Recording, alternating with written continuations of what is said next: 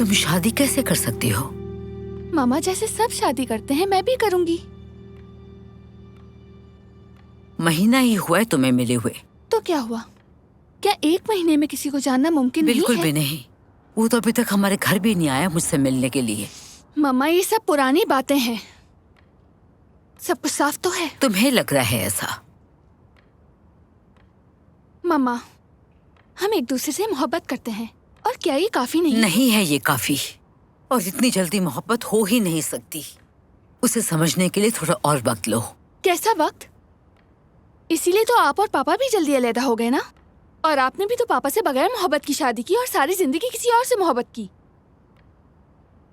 तो कैसा वक्त?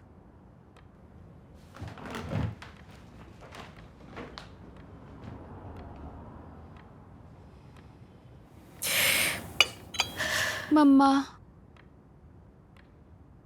मम्मा प्लीज मुझे माफ कर दें। मैं ये सब नहीं कहना चाहती थी। प्लीज मुझे माफ कर दें। तुम चाहती हो उसे? बहुत ज्यादा।